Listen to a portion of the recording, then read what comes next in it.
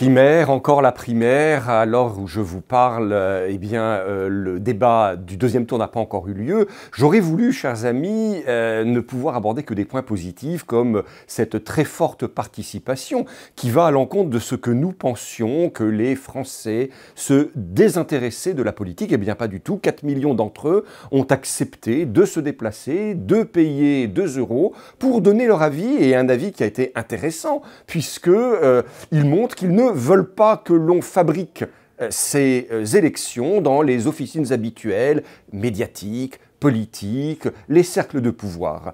Mais malheureusement, je ne serai pas si positif car différents propos m'ont heurté, et peut-être vous aussi. Des propos autour de l'avortement. En particulier, quand j'entends l'un des candidats nous expliquer qu'on a attendu le pape François pour pouvoir pardonner l'avortement. Pitié, arrêtons ces sottises.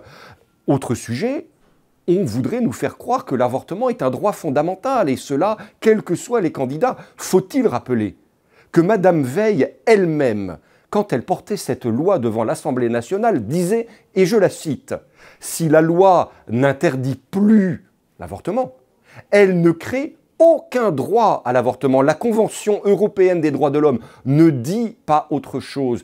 L'avortement reste, et doit rester, une exception et non pas un droit. Je voudrais, comme vous, rêver d'un pays dans lequel aucune femme ne se trouve obligée à ce choix si terrible, si crucifiant, de devoir songer éventuellement à supprimer la vie qu'elle porte en elle. Alors non, chers amis, nous ne pouvons plus accepter, en tant que catholiques, que un des points qui nous paraît si important soit traité d'une telle manière, et de vouloir faire de nous des électeurs de deuxième catégorie, voire des sous-citoyens. Je voudrais rappeler aux hommes politiques, aux femmes, aux gens des médias, que s'il y a un droit fondamental, reconnu depuis 1789 dans la Déclaration universelle des droits de l'homme et du citoyen, c'est la liberté d'expression, qui est même qualifiée par les pères de 1789 comme l'un des biens les plus précieux, et qui est même devenu aujourd'hui, pour nous, un droit constitutionnel.